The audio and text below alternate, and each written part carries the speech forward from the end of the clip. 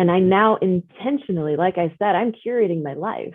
I want it to be a positive life. I want it to feel good. That's up to me. I get to choose what it is that I take in, and I get to choose who I'm around. And that isn't always easy. It really, really isn't. But it gets easier the more you build your life in that way.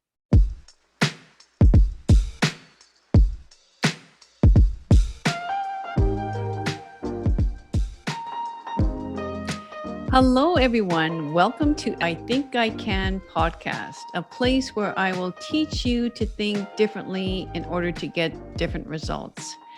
Today, I have with me Suzy Patz. Now, Suzy Patz is someone that was just introduced to me by a friend of mine online and said, you know what? You might just want to interview Suzy because she has quite the story. And, because my podcast is called I Think I Can, that because Suzy went through, both recovering from cancer diagnosis and brain damage, that, if anybody, to me, it sounded like they had to use the mindset, I think I can, it would be Suzy. So I reached out to her. I got a little bit of info from her. And after, her sending me just a brief email, I was like, yep, must have Suzy on podcast. So here we are, Suzy. So welcome. And I'm talking to you from California. You're from California, right? Yes, I'm in Southern California right now. And thank you. I'm very, very excited to be here. Okay, great. Okay, so the way you had mentioned to me that you are a cancer survivor. You had cancer 9 years ago, and then brain damage 4.5 years ago. Wow. Okay, so why don't you just start talking a little bit about that? Sure. I'll get it started. So cancer 9 years ago, I was 36 when I was diagnosed. It wasn't something that I was expecting, and I don't know that you ever are expecting something like that. No. Yeah, but it didn't run in my family. There wasn't an awareness of people around me yet, maybe because of my age. But so it kind of knocked me off balance, like in a really, really big way. And I will start this out by saying I am now incredibly grateful for everything that has happened in my life, because it is because of that challenge that has allowed me to be here where I am right now. Cancer knocked me off balance. It was something that, when things like that happen, it completely changes your perspective of what life is about. And I hesitate to say this, but I think it's true. I think we all need it. Yeah, that, because I like to think that I always come from a place of gratitude and I'm grateful, but even if you remind yourself of that every day, it's just, I think you do it so frivolously, it's like, oh yeah, no, I'm grateful for, 2 legs, I can walk, and then you go on with your day. But it's like, yeah, every normal day is a good day. That's sort of my motto. It's just like, at the end of the day, it was a normal day. Thank you. No, absolutely. And I think you're spot on that, it is something that you have to recognize in every day. We were just talking about this, before we started recording, that it is getting present to all of the good that is going on in our lives, because we are almost programmed to look at all the things that aren't going right, to look at all the things that are negative, and we sit in that. It is so easy for us to engage in conversations around that.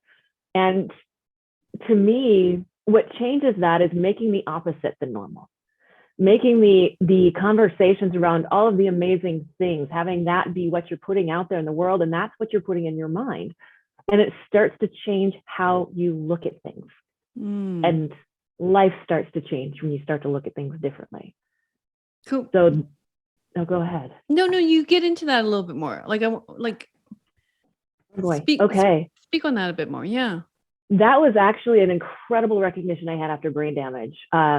One of the challenges was that everything was so hypersensitive. I remember after a few months going in, because I was really, really struggling, I had to kind of hide in my room.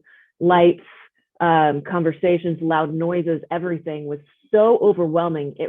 I tried to go to a concert. I had bought tickets to go to a concert. And within the first couple of minutes, I had a complete breakdown. It was too much for me to handle. And what a neurotherapist had told me was like, yes, the way you look at it is we all have these, what she called gates in our minds, right? And for most people, the gate is open maybe a little bit, and it just lets in the information that we need to process. There's so much else going on, but we don't need to see that, right? We don't need to take that in for what it is that we're doing. And what she was saying is, she's like, your gate right now is wide open. And so it is letting in absolutely everything. And you have to be very, very careful, like, about what it is that you're receiving. That's why, like, I had a bit of a breakdown when I was just waiting in the doctor's office. It was too much stimulus going on. Here's what I love about that. I became hyper aware of how absolutely everything affected me. From trying to watch a TV show, I couldn't do it because I understood how much, even if it was just comedy, even if it was just a little bit of like a romantic drama, how much what was being said was impacting me, whether it was music, whether it was conversations. And what I understood with that was, most of the time, because we do have our gates open just a little bit, we don't recognize how much it is impacting us. But it absolutely is. And when you can start to understand that and recognize and curate, we all have this ability to curate what it is that is coming into our lives. When we understand that and can build our lives around what it is that we actually do want to take in, what it is, the messages that we want to live into, right? What is it makes us feel good? I love that. Life takes a different direction.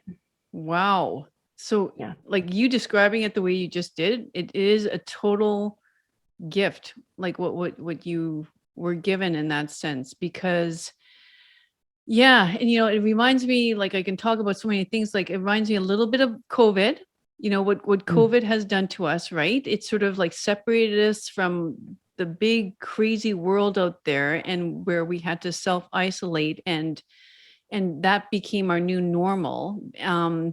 But like, you're also reminding me of, I remember after having my first child, and that's the first time, I think, in many women or parents' lives, it's sort of like they just come home from the hospital and everything's quiet and they're just like home with the baby.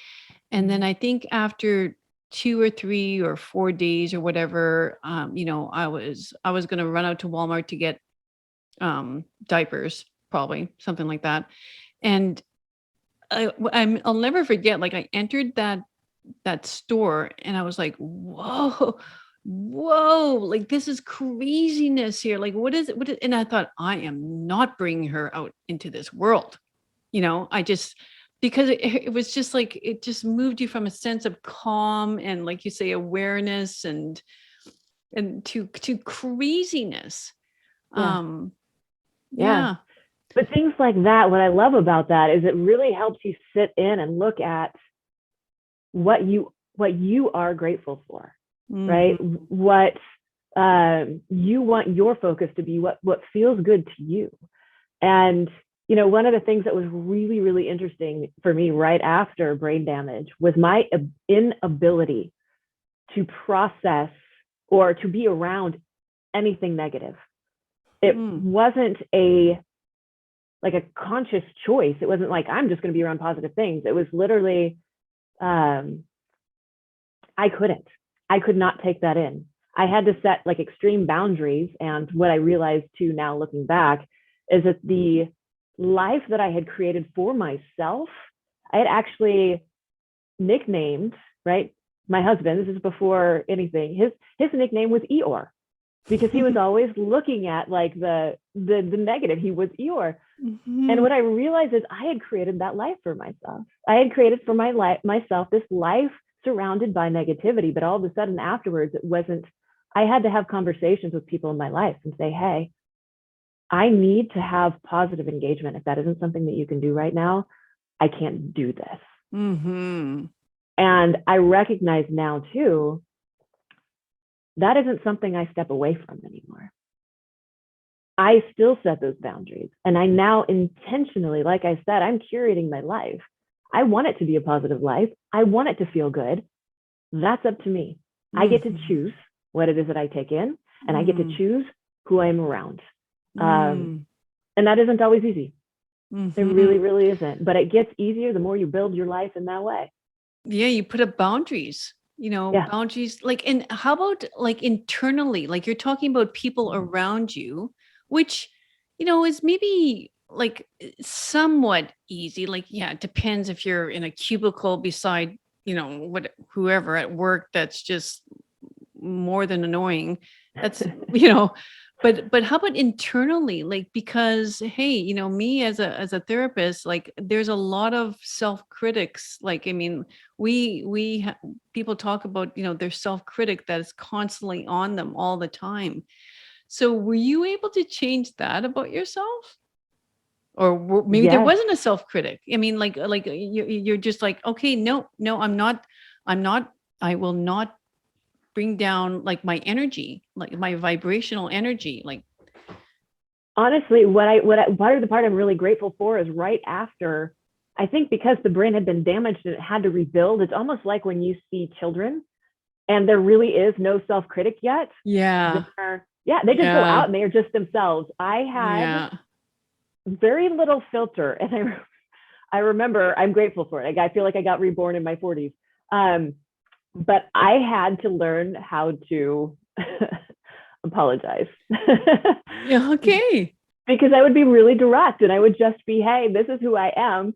And it's okay and it's acceptable when you're 5, but when you're in your 40s, people expect you to be able to manage that a little bit better. And I've learned to, but there was this absolute complete belief in who I was. Now, going and getting back out there in the world and the stories that come in, and you're activating different relationships, etc. Those start to build again, right? That a little bit of doubt around who we are. But the reason I feel fortunate is because I can look back and I can see who I was and the power that there was in being able to be who I was unapologetically, and that believing in myself. I doubled my salary within a year. Wow. Because I wasn't holding myself back. And I will say it's not always comfortable. It's not like you go out there and there's no fear around it.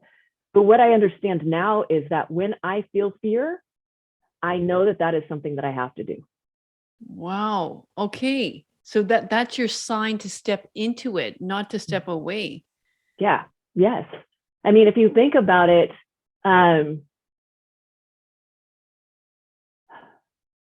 whenever we're afraid, these are stories that we tell ourselves, right? That fear is coming from us. And each one of us will have different stories that we're telling ourselves, because I may be incredibly afraid of it. Somebody else may not be. Because who I was changed as a person. I was actually in the trading and investing education space at the time before my brain injury. I was behind my desk. I was managing a team of 150 professional traders, and I liked that. Everybody was remote. I didn't have to talk to them. Everything was an email. That was comfortable for me. Afterwards, that changed completely. I needed to engage and connect with people on a real level. I needed to share with them. I needed to talk with them. And so my role switched. I was in this pretty high, like, corporate position. And I went to, I guess if people looking from the outside would have said I downgraded, but it was everything to me. I became a public speaker. I was talking in the front of the room. I had never done that before. But I just knew that this is what I was supposed to be doing. But it was hilarious because when I talk about still having fear, I remember my very first event that I did it on incredibly short notice because we were short-staffed. I was sitting in the lobby of this hotel for an event I was about to give. And I remember thinking, I could totally walk out that door right now. Oh, God. I could completely leave because my first time speaking in front of people, but I went and I thought, you know what? No. And I have found every time I do that, every time I step into the fear, something good happens. Whether it is just helping me in my strength, helping me in my growth, connecting with someone, or being able to share that story. But it is something I have to challenge myself now, almost every day in some way. Because I understand that is what makes life good. Wow. So yeah, so do you think it's bringing up your vibrational energy? Because that's what fear does, right? It's sort of it ignites you. It's sort of like, bring it on. You're taking something on, you're taking on a challenge rather than, because if you play it safe and you just sort of hide behind, the bushes in life, then, I mean, you stay stagnant. Yeah. No, and I love what you said too, hide behind the bushes. That's what you're doing. You are hiding from who you are. You are hiding. I think fear is the thing that when we are afraid of showing people who we are, steps in, right? There's something in there with fear that we don't feel we can do it. It's not that we can't. It's a story that we've told ourselves. So if we can get outside of that, we get outside of the bushes, that's us being able to be us, right? Fully, authentically. And that is incredibly empowering. Yeah. Yeah. But so you're saying that, okay, this is all sounding wonderful. But then again, I'm thinking about you coming, because I've worked with, individuals that have suffered through brain injuries. As a speech pathologist prior to, who I am now, I worked mainly with adults with brain injuries and trying to get them back into thinking like they used to think, and I know I can really relate to the stimuli being overwhelming, because I mean, they would come to my office with sunglasses on. They couldn't step into a conversation with their friends and just start conversing because it was just way too much. If a ceiling fan was on in my room, they'd ask me to take it off. It was just overstimulation. And so that was just too much. So you had to step it back. I'm thinking you had to kind of self-isolate. Yeah. In a sense. And then, but then but at the same time, you're kind of talking about how you were a kid, you became a kid again. You became, open and honest and somewhat abrupt, but then you needed to be taught how to become an adult again. So tell me, what was the work? How did you do it? I hope that nothing I have said up until this point has made this sound like this is super easy and everything was great and positive. Well, I mean, it sounds exciting. You got me excited. It was okay. Yeah. I am grateful for it, but I think everything you said was so true. I had to isolate myself, but what that did for me is I think that in order to deal with a lot of the things that we have in our life that come at us, we choose distraction instead of actually looking at what is there. So that's what the TV is about, right? That is what the scrolling on social media is about. That's what's going out to get drinks with your friends about. I mean, I now had zero ability to distract myself.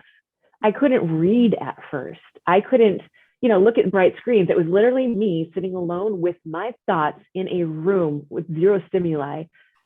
And that, when you sit alone with only your thoughts, you have no other choice than to look at them. And so it got incredibly challenging at first. We don't know how to sit in that. We don't know how to look at that. I was meditating every morning, every night. There was a a psychologist that worked at the trading and investing company. He actually gave me a link to, I'd never heard of it before, but frequency music that actually works with like brain waves. And I don't know the intention. He's like, you should listen to this. And I would notice after listening to it that my mood would lift. And so that became everything. And that's something that I have learned too, is that when I find something that works, I'm going to stick with that and I'm going to use that. I get up every day because I know it helps me to do, it's usually about 20 minutes of cardio. It lifts my mood. Yeah. I am going to do that and I am going to use that. And there were one of the other things that I had to get okay with was taking care of me first. I actually initially tried to go back to work. I didn't like that I was letting people down. I think when anything happens, you want to get back to, like, I'm doing air quotes right now, like normal. My brain pushed back so hard. I think that when you think about brain damage, it's not an easy thing. It's not like when you break your arm, you put a cast on it and everything goes back to normal. Your brain is regulating absolutely everything that goes on in your body, as well as like the thoughts and managing it, how you interact with the world. And I had to get to the place where this was after I was talking about the appointment with my neurotherapist, where she was talking about the gate. Mm-hmm. I went into that appointment. That was, I think, like 3 months after my accident. I was ready to be done with this, right? I was thinking the cast, heal it, everything's good to go. And when I'm sitting in there and she's saying, oh, you're new to this. It's not even a year in yet. And I'm thinking, what, a year? And she's like, and I told her what I was doing, meditation, yoga. She's like, well, you're doing everything you can. I went into that appointment hoping that they would give me a plan, hoping that there was some formula that I could do, that I could follow, that could help me get back to my normal again. And it was my last string of hope. I went home from that and I was ready to end everything. In fact, I had called my husband and I just told him. He asked how the appointment went and I told him, and I shared nothing with him. In fact, I had tried to go to a Whole Foods to get a supplement that they had recommended and I couldn't even. They didn't have it and I broke down in tears. I went and I looked for his gun under the mattress when I got home, and he had moved it. We were no longer able to sleep in separate. We had to sleep in separate bedrooms because of noise and stimulus. So I couldn't find where he put it. My brain was not able to think beyond that point at the time. Like, okay, it's not where it is. I don't know what to do next. But what was beautiful about that, and what I credit a lot of my recovery to, is the support that I had around it. My husband, even though I didn't mention anything to him about where I was and what I was feeling, I just told him what happened at the appointment. He knew. He was home from work in about 20 minutes. And he sat with me and I said, I think it's just, I'm going to get teary. I think it's just the right thing to do. I don't want to live like this. And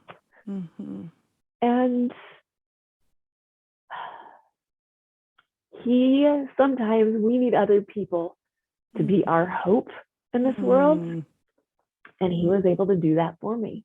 And it was the next day when I went in, understanding the place that I had allowed myself to get to. I went into my boss and I said, hey, I need to step back. This is what had happened. I need to take care of myself right now.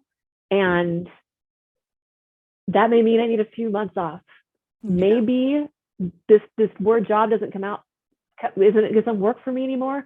I had to be okay though, going in and doing that. I had no plan B. I had no income. I had nothing else lined up. But who I was and my health needed to come first. And what was beautiful about that, when I talk about the support and why I'm so grateful for this, because I know not everybody has what I had. When I shared that with him, he went to the president of the company, and the president of the company said, I don't care if she only works 1 day a month. we will still continue to pay her her full salary. Wow. Yes. So I think for each of us, and this is actually part of why it is that I am creating what I'm creating, what my life is about now, is understanding that the support that we have around us, the energy that people give us, and how we can feel safe and protected in that environment, that is everything. Again, it goes to curating what your life is about. I can't even imagine going through what it was that I was going through without that. Right. And so what my life is about now is looking to create a safe space for everyone, I want people to be able to create these things for themselves because of the power I found behind it. Wow. So, yeah, just a couple of things there. Like, I can't, you're right. It's not like you say you go into your doctor's office and they say, oh, you have a broken, femur. That's going to take X number of days, this, and then we're doing this, and then this, and that's the protocol. And trust me, trust the process. I'm the specialist, and this is the way it's going to go. Yeah, you are so right and bang on when it comes to brain injury. Everybody is so individualistic, and and it's fascinating and it's scary at the same time. I mean, it's fascinating as for myself as a clinician working, because I was like I remember, leaving sessions where I was working with someone and I would see their behaviors, their thoughts, their actions, and I'd be like, wow, like what's going on in their brain? It's almost like you're visualizing these neurons connecting, but this neuron not connecting, and oh, that's the frontal lobe. Oh yeah, that's that's where they had the impact. That's the reasoning, that's the working memory, that's the blah blah blah. And it was like a huge puzzle piece, and it's fascinating for me as a clinician, but for the other person on the other side of the table, I'm thinking right now, this is not good, this is not fun. I need to know when I'm going to be better. I need to know when I'm going to be able to go back to work. Everybody, no one likes to be left in limbo. So, but yeah, I mean, so that's such a moving, story, the way you talk about looking for the gun. I mean, that just shows how, like you say, how desperate you are in that moment, but that your support network, your husband, your boss, why that's so important. And I think what you're just saying is part of the beautiful thing about it. When you start to understand, you really step back, because it isn't just brain damage, it's life. Yeah. You aren't really in control of where things are going and where you're going to be. And we like control. We like knowing that everything's going to be okay. Like you said, break a femur, you've got your timeline, et cetera, but it's not real. And it really, really makes you come to terms with that and have to accept it, because I didn't know how I was going to progress. I didn't know what life was going to look like. Like you said, everybody's brain is different. Everybody's recovery is different. And I am grateful for that, especially now. I will tell you, I call it like I woke up about 5 months ago, 4 or 5 months ago.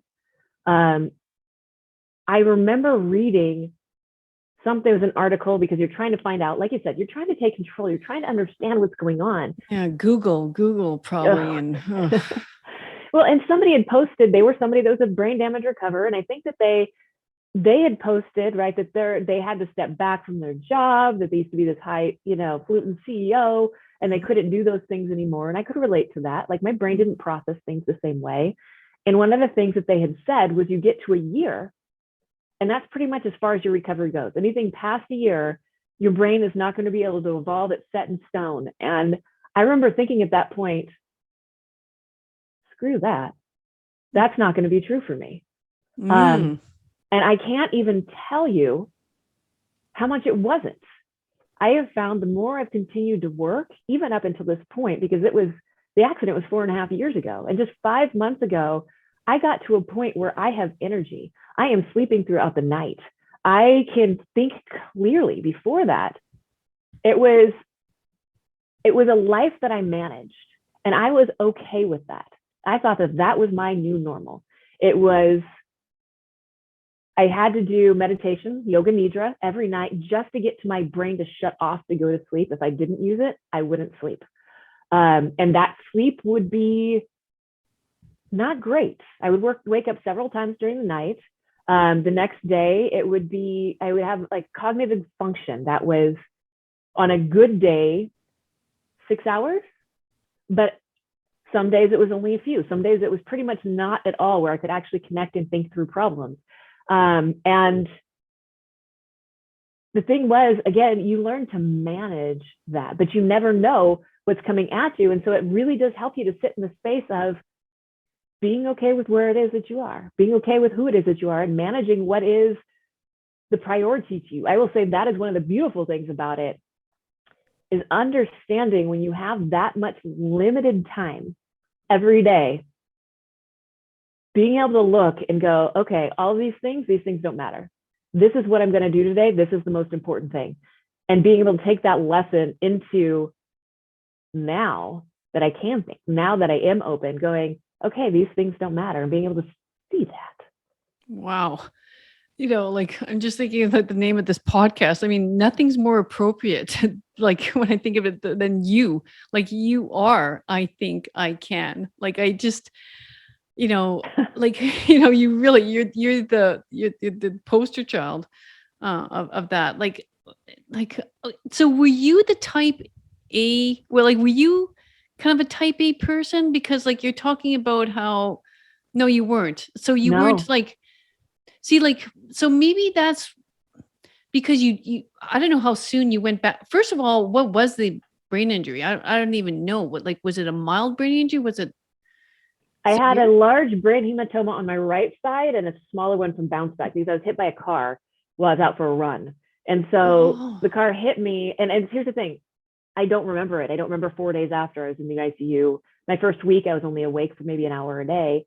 But so yeah, I don't know clinically like what parts of the brain that impacts. Yeah. But yeah, that was the injury. But so how soon were you back at work from that? It was so funny. I remember getting such pushback. Here's part of what I loved about cancer, is I was not expecting it. I have lived a life of doing things that I understood that I can be in control of. And with cancer, I remember one of my biggest challenges, I had two. One was that I was going to need help. That was the hardest conversation I had to have with my husband. And it happened on the first day when I got the call to tell me that I had it.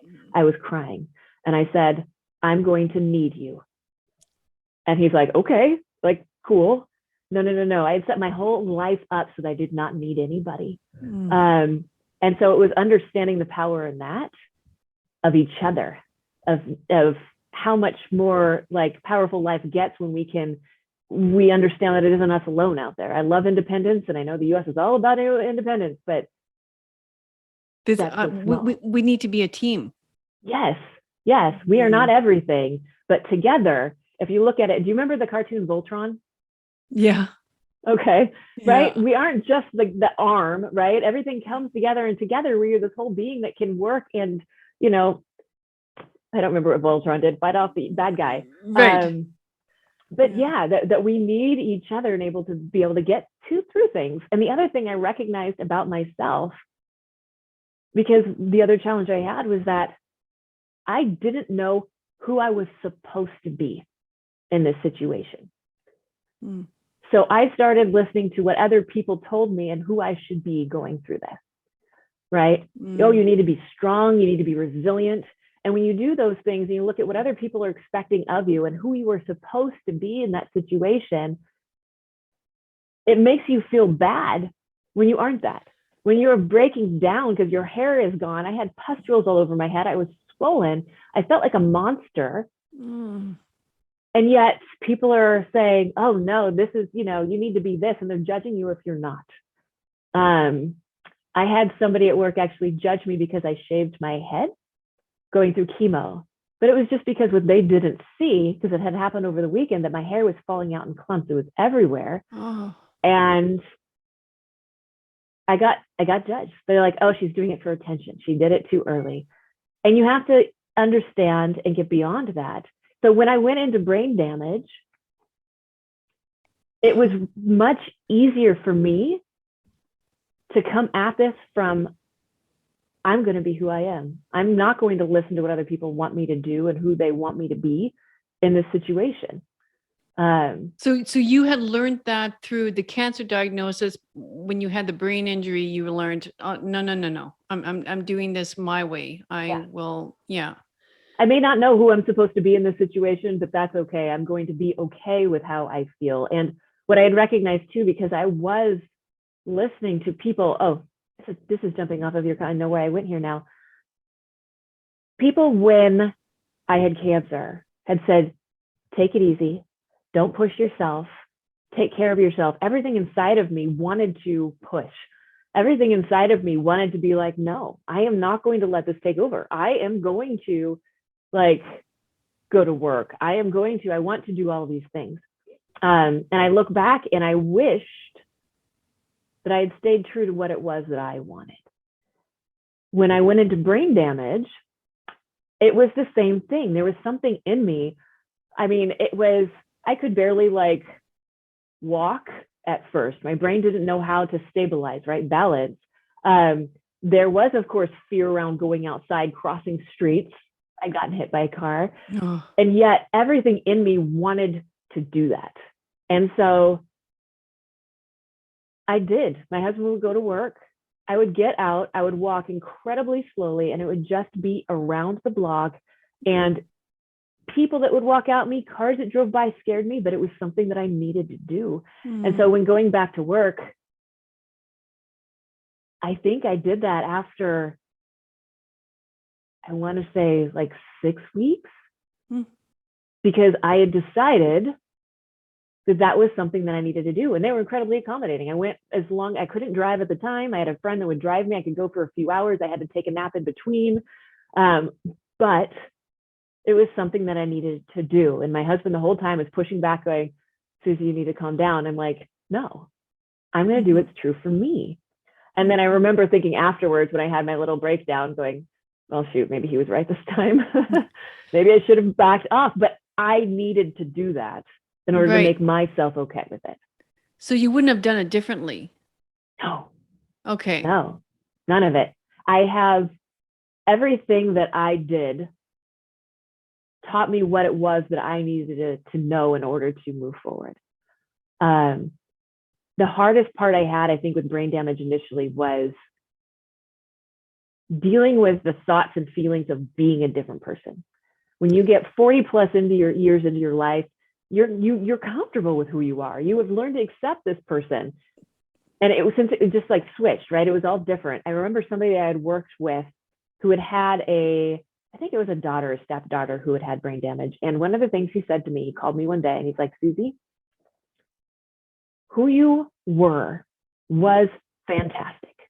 She was amazing, right? And you may recover, you may be that person again. Awesome. But you might not. You need to be okay with who you are now. Who said that to you? It was one of the people that I worked with. It was actually one of the traders that I had managed. Oh, interesting. I was thinking, was that a therapist? Because that's a brilliant thing to say. It was. Oh, you would not believe it. Like I said, the support was amazing. It's amazing. And two things that I've recognized is the power of when we can get open and vulnerable with each other. It shouldn't take going through things like cancer or brain damage for people to really open up and say what's there, but it so does. And it is such a powerful thing in these moments. It was funny because I remember with cancer, that was one of the things that I missed as I recovered, were those times when people would just come in and we would just have these really open, authentic conversations. And you learn so much more about who somebody is. you connect on such a much deeper level, the stuff that's real, the stuff that's important, versus all of the, you know, who's watching or doing what on whatever TV show you're watching at the time. It's powerful. And so that was one of the big lessons too. To be vulnerable. To be able to connect with people on that kind of a level, that because we have the ability with how we show up, whether we open the space for that or not. So if I am talking to something, and it's so funny because I'm down here, like I said, Southern California, and I'll go for walks. It's a beautiful day. And something that I've recognized is I like to share. I like to make people feel good. I will comment on their dogs. I will compliment them on whatever's going on. But there are people where the vibe that they put out is not one that is welcoming of that. That doesn't always stop me. I'm not going to lie. But it's where you're coming from. And so if I choose to come out there and open that space up for people, even if they look a little closed off, they may not always receive it. Yeah. Totally okay. Yeah. So we have that opportunity if we want to like really open up, enjoy life, understand who each other is. It comes from this space of how we come out to the world. Yeah. Yeah. Always up to us. Like, yeah, get to know your neighbor, right? Yeah. Like, yeah. Right. Yeah. But, and it's our thoughts. It's what we're bringing. It's the energy we bring to this world. And that is what we put out is what's going to bring in the things that, I won't even say we want, because sometimes we're putting out energy. When you talk about vibration, right? Sometimes we're putting out that energy that is bringing us the things that we don't want. Yeah. And we don't recognize that. We blame somebody else. We blame a situation, when really it's what we're calling to us by who we are being in this world. So were you that type of person at all before this? Like the person that, vibrational energy and what you put out comes back to you? Were you at all like that? I was a fun person. People liked me. There was no recognition around it. There was a lot of fear around being who I was. I remember looking back, I would be really incredibly great at initiating relationships. And I would shut them down almost immediately because there was that fear of, oh, I've set this bar so high. People are going to be disappointed when they find out who I really am, when I get open and vulnerable with them. And so there was a lot of surface. I didn't understand why or what that was about. I didn't understand that who I was calling in my life situations to me. I didn't understand that it was my choice to create what my life was about. I didn't understand any of that. Mm-hmm. It was always somebody else, right? It's always the situation. It's always, well, I don't know those things, or I don't have the same connections as those people, or, that person has this and I don't. It wasn't that recognition that I have now. So would you say it's almost like having a reset of your limiting beliefs? Absolutely. And what I love about it is it was, like I said, almost like being reborn. Any stories, and we are all, I think, as people, as humans, we grow up, we have our families, and our experiences, how they teach us, the words they give us, how they look at life, are how we are going to start taking life in. This is what we learn. And again, that reset in a space that was a very different environment than what it was in the mindset that I had grown up in allowed me to develop a different mindset. It can be actually incredibly challenging for me to be around my family right now. I see things differently than they do, and I understand, and I can step back and I get it. But I know, again, if I'm going to curate my life with all the positive and all the amazing, I have to also manage what's there, giving them grace. I get this, but understanding that I love who I am right now. And I love the me that I've built. And I am, again, really grateful for the reset. Mm.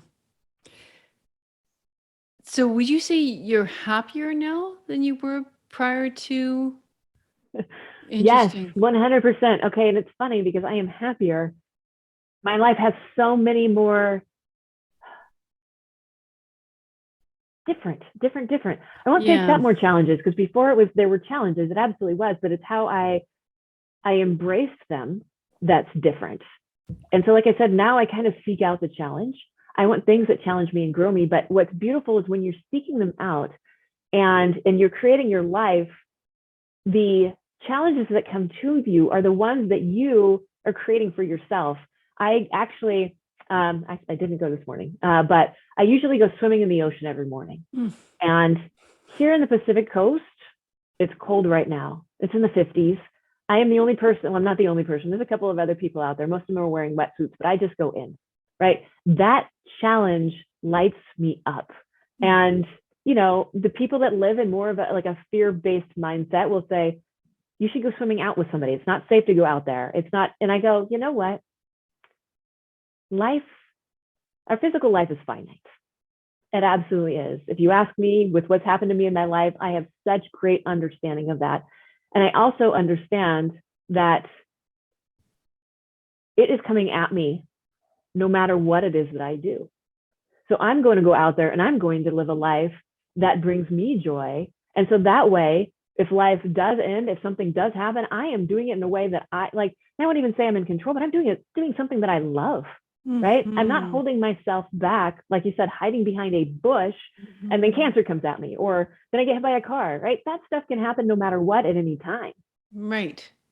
I'm just going to go out and live the life that I have, screw the bush. I am out in front of it. Doing what feels good to me. Yeah. What brings you joy. Yeah. So you would say that people that knew you prior to, you know, the cancer and the brain injury, like, would say you're a different person now. You are a different friend. You're a different wife. Like, yeah. Like, how about your husband? Like, how would he say, you know, Suzy 10 years ago compared to Suzy now? So my husband and I separated or divorced. And I will say it's probably the most amicable separation ever. It was a recognition that who I was now is a different person. And so the relationship didn't have that, that same core connection and why you connected in the first place. Yeah, it makes sense. And we're friends and everything is good. He's still he's an amazing human being. He is just not, that relationship for me anymore. And I respect him so much for the fact that we are both okay with that we can recognize that and then move past it. And he's incredibly supportive. He's been one of my biggest supporters through all of this. But again, that recognition that's not, that's not a fit anymore. Yeah. Go back to what your question was. There was more to that. Well, others, I said, I started off by just saying, your friends. I mean, other relationships. How do people perceive you now? So it's similar. I think that it's not, because I am a different person, I don't connect as well with the people that I did connect with before. Yeah, it makes sense. Yeah. And so that was a big challenge as well. You develop friendships over years and trust. And so it's still there. It's not that there isn't love for these people, but it's not, we think about things differently. Like I said, I recognized before the life that I had set up for myself was fairly negative. I identified with people that way. I would have conversations with people around that. And I don't have those conversations anymore. My life is fantastic. Whatever is coming at me, I thrive in that. I look at the world differently. I know that there is no limit to the possibilities of what this life is going to be other than the ones we give ourselves. That isn't always a comfortable space for people, because when you look at life that way, all of a sudden, you have to take responsibility for where your life is at. Say that sentence again. See, like, about the opportunities. Make that statement. there is no limit to the possibilities that you have in life other than the ones that you put on yourself, right?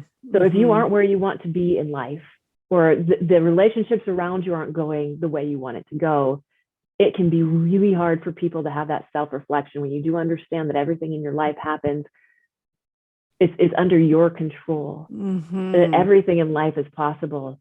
It can be really hard for people to have that recognition. Because it's so that it easy. is their responsibility. Yeah, because I mean, it's so easy to go to blame. Yeah. Oh, yeah. It's easy. It's comfortable. When you look at life as, oh, well, that's not my fault. I don't have any control over that. It doesn't feel good to do that. No. But at the same time, it lets you off the hook. Well, totally. You're justifying everything that that has happened to you. You're justifying it somehow. You know, like it's the same in addictions, right? It's sort of like, well, yeah, I'm addicted to whatever because I'm lonely, or that person left me, or or my parents, you know, told me I was useless, and that's why. Yeah. And I will say, that it can be incredibly powerful. It definitely can, especially as a child, if that's what you were given. But when you start to be able to understand that the thoughts that you think are yours, and even though somebody may have told you something and you believed it to be true, that belief is now yours to make whatever it is you want it to be. So if your belief that somebody gave you was that you weren't good enough, and I'm not saying this is an easy journey at all. If you have set that belief in your mind and you believe this to be true, once you recognize that belief is only true if you decide that it's true, you start the journey of learning to change that belief, of learning to change your thoughts in a way. And then you recognize, like, oh my gosh, I feel good. I want to stay here. I want to keep doing this. What do I need to do in order to continue to be in this space? Because you don't want to go back. You don't want to go back to the other. And that is a powerful place to be. So you learned when you said, what do I need to do? You need to what? For myself? Yeah. What I need to do, I set up my life intentionally. I still don't watch TV. I really don't. I have no idea what's going on in the news. I'm not gonna lie. I will watch movies every now and then. Maybe I will go through periods where maybe I'll watch like 3 within a couple week period. I can't remember the last time I watched one. But because I am curating my life, I am bringing in the stimuli that I want. So I will choose the books that I want to read that feel good, that empower me. I choose the people that I want to be around. I choose like daily routine meditation every morning. I will go ahead. I feel like I interrupted you, but like we'll talk about it later. I'm just going to ask you more about meditation, but like I like where you're going. Okay, so choosing the people I want to be around intentionally, allowing certain stimuli, social media, TV, music, everything's intentional. Meditating in the morning, and continue. Well, because when you understand that everything you take in is impacting you, whether you recognize it or not, whether it's the lyrics in a song, whether it's, the social media, and even if it's just a small comparison, when you do anything, like even if it's just you're working out and you're doing it little bits every day, when you're working out, at least it's physical and you can see that, right? You can see, oh, this is improving and I've been doing this every day. When we are taking in negative images, negative thoughts every day, we can't always see that. And it can be this gradual build up of a change of thought, of a change of energy. But again, if we can flip that and we choose the intentional. So instead of your day, we set our routines every day. And a lot of times it's just going through the day with whatever comes at us, what we feel we need to do. But if we can set an intentional day of bringing in, like I said, meditation in the morning. I do 20 minutes of like, seriously, it's light cardio. And that's easy for me because it's not a lot of time. Maybe it's 15 minutes on a day. Maybe it's, I'm not doing it to exercise and work out. I'm just doing it to get to my energy level up. And then looking at the day when you bring in people that are positive around you, then all of a sudden the messages that you're bringing in are positive. I'm not looking at the news and seeing what's the latest, whatever's happening on the pandemic, right? That isn't going to help me. There's nothing like, I get that there's terrible things going on all over the world, excuse me, all the time, every single day. Where I see the power in is you're not dismissing that and you're not ignoring it. But if you sit in it, if you sit in the problem and all you do is watch this problem unravel and go, wow, life is, I hope I can curse on this, life is shit, right? So much is going bad. You are not helping anything. You aren't helping the situation. You're not helping yourself. But what you can do is recognize that that is happening and then go, okay, well, what can I do, right? Is there a solution that I can do? Maybe that solution is honestly just bringing joy to other people because you know that they are sitting in that and they need that. Exactly. Maybe it is creating like what I am creating, and it's hopefully this tool that will give people globally the ability to start to look at the good every day, to change their mindset in a way that is fun, where they don't even have to think about it for themselves. They're engaging because they enjoy what it is. So what? Go ahead. What are you doing? I haven't even no idea. Like, did you go back to the corporate world? What are you doing? No, actually, I'm really, really grateful for the pandemic. Because I was public speaking, right? That shut down. I couldn't be in front of people. Right. Yeah. And so it took a few days. That was hard. But then I went, okay, wow, opportunity. I have all this free time. After brain damage, I did realize my purpose in life. And I now have the time in order to be able to create that. And I went, awesome. So one of the things that I recognized when I was out there getting on the speaking circuit, I had stayed at a hotel. Again, I'm managing the side effects of brain damage. So sleep is incredibly important. That was my everything. And I would bring everything I could with me, the chamomile tea, my big fluffy blanket. It didn't matter where I was at. And I was staying at this hotel and I'm checking out and I'm talking to the valet. And I'm up in LA. And so most people that go to LA, they're tourists. They're there to see the sights. They're there to see Hollywood. And so he's asking me what I went out and I saw, and I'm like, oh, no, I'm just here for the night. I have an event that I'm doing. He literally stopped talking to me. He looked down at my luggage because it was huge, right? I'm smuggling blankets in here. And he looks at me and he goes, are you smuggling a body? I cracked up. I thought that was the best thing ever. I was nervous for my event. This like unexpected, slightly inappropriate comment. Right. It made that all go away. I laughed. I tipped the guy $20. He ran to the window of my car and banged on it. And he was like, ma'am, you gave me a 20. And I was like, yes, that was intentional. Thank you. That made his day. He offered to go run and get me a coffee at Starbucks. Every time I went back to that hotel, they remembered me. They went out of their way for me. It was after that event, what I recognized so significantly is how much we each have this power every single day, just in these little tiny moments of interaction with each other to completely change somebody's day, somebody's life, right? That we have that power. And think about it, if you bring that to every interaction you have, that recognition of, oh my gosh, I can light this person up today. I can change who they are and where they're at. And in doing that, it changes who you are and where you are at. And so what I'm creating now, I'll go past the first iteration.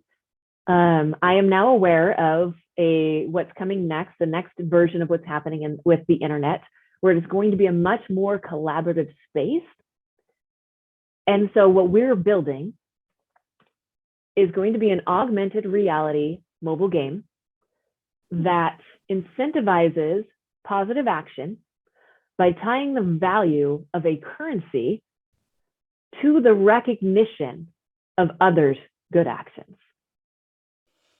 Okay. And I know that sounds like a mouthful. Yeah. Okay. So if I were to break this down, it's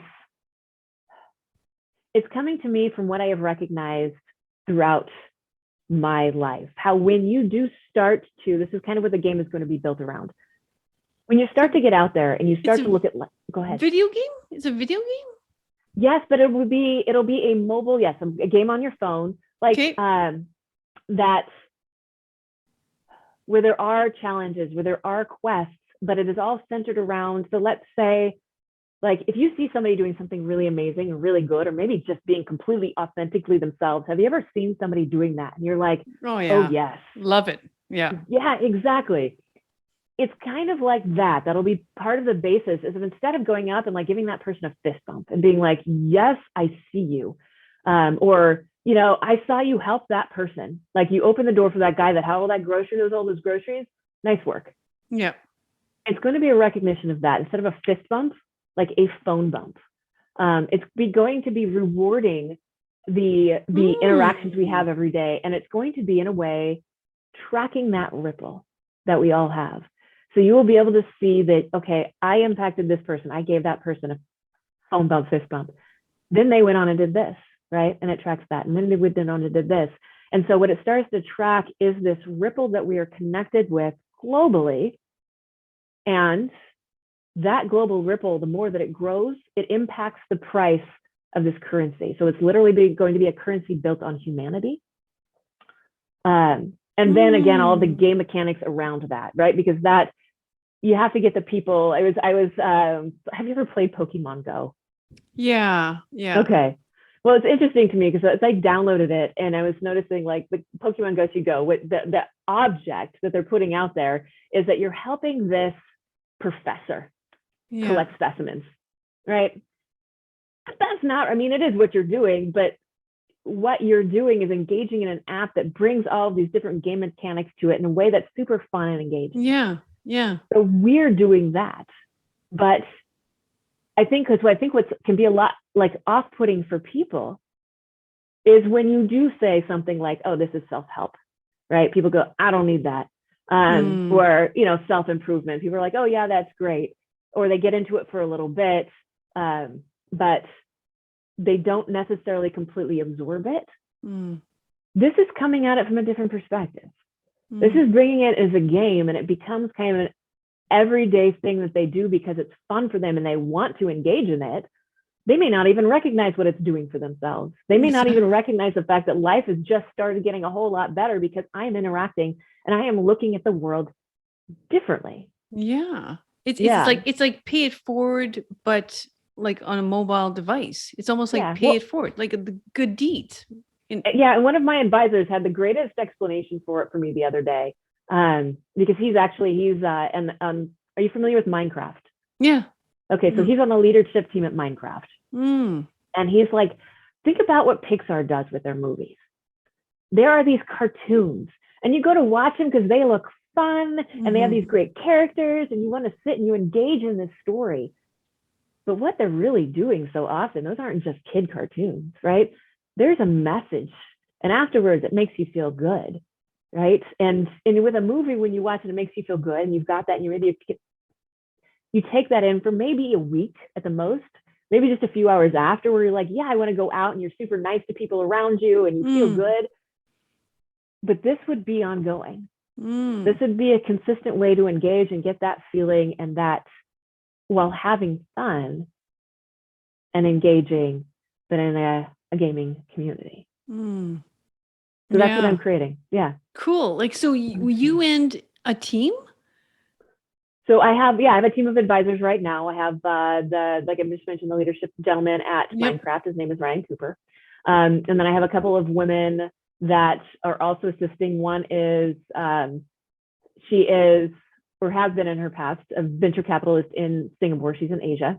And so she's helping me a lot on the front end with like startup stuff, Wow. understanding what I need to do to get out there to engage with investors. And then I have a woman here that's also fabulous. She's actually just 20 minutes from me down the road in Newport Beach. She actually teaches a networking course at University of Michigan. And just these incredible, here's what I'll say, and this is funny because I'm talking to each of their skill sets. To me, it is less about the skill set and it's more about who they are and how they show up. Absolutely. Yeah. And so it is amazing because what I appreciate now is people in this life will kick my butt. Call me out, tell me, have those conversations with me, challenge me on my perceptions. We all look at life differently. Yeah. I'm coming from my experiences. They're coming from theirs. They may have knowledge in an area that I don't. And these people are so fantastic at being able to do that, being able to say, hey, Suzy, we need to focus here. I get it. You've got all these great ideas. You've got all these incredible connections, but focus. And I go, you're right. Shoot. Okay, fine. Focus. Like you need that team of people account. Like we were talking about the Voltron. They are my Voltron. Yeah. And so incredibly grateful. And I'm actually really excited. I mean, to continue building my Voltron. That's where we're at now. Yeah. Cool. It sounds so exciting. It sounds so exciting. And it's such a great, I don't know, like it's just such a great venture. It's just going to bring, it's like happiness, to the world. It sounds like, my gosh. So we're going to have to keep your name like a lookout for you. I would be okay with that. No, and it's funny because one of the things when I was doing my presentations, and I would ask people, because I'm coming at this point from a very like open, vulnerable space. Yes, it's a presentation on trading and investing, but I would be asking people like, what do you want your life to be about? How can you impact? And I remember a woman saying something about how it is, all she can do is impact the people that she connects with every day, right? The people that she meets one-on-one. And I did not correct her on that. But I remember thinking at the time going, we have the ability to do so much more. Oh, so much more. We have technology these days that connects us globally. Exactly. And so yes to connecting with each other one-on-one and bringing that kind of energy, but there's so much more we can do. Oh, 100%. And just expanding your mind and opening up your mind to that is more than exciting. So if I'll probably have to let you go here, but if I'm, one of the challenges I get often is like, I'll have clients because like, okay, so we all have limiting beliefs, right? We all do. We all come from, if it's not part of our experience, we don't know it's even possible for us, right? That's sort of what you were saying before. So, but if someone is aware of, how they're fighting their mind, that there's, like, for example, they might say, let's say I am beautiful, but, I keep on telling myself I'm not beautiful. Like I realize it's limiting myself. It's limiting my relationships, et cetera, et cetera. But how do I do it? Like, how do I make that initial, like flip the switch? Like, I mean, what would you say the key is? Like, where do they start? What I have found for me is it doesn't help to tell ourselves things necessarily that we don't believe. Right. So as much as I am, and it can, I mean, I will tell myself in the mirror, I love you. And I have gotten to a point where I can receive that and believe it. But what I have found is more powerful is being able to do that when you feel good. If you go and you're in this incredibly depressed state and like, maybe you're going out with your friends and you're trying in these pants and you feel fat and trying to tell yourself in that moment, no, Suzy, you're beautiful. Don't worry about it. Like, I don't think that's really going to serve you. Right. What does serve you is starting to look at the things that make you feel good and living into that, not focusing on the fact that, oh, I I don't like how I look, but focus on the fact that, you know what, I really like how I do this. I really like how I feel. For me, one of the things that brings me joy is engaging with people. And so when I do feel my energy start to wane, I go out, I go for a walk, and I engage with people. And it's focusing on that. And as you do that, you start to build your confidence. Yeah. Because you start building the fact that you feel good. You're living into that, what feels good about it. And it's almost like the other stuff kind of follows with it. Yes. Because you start feeling good about yourself. Right. Yeah. Otherwise, you have opposing ideas in your mind, and your mind doesn't like it. You know, your mind needs to have, you know, it can't be incongruent. If the subconscious is saying one thing, but, you know, the conscious is saying the other, it's like, no, this is not working. And even when you're like trying to tell yourself, like, I am beautiful, I am beautiful, I'm beautiful, what you are focusing on is the fact that you don't think that you are beautiful. Yeah, I know.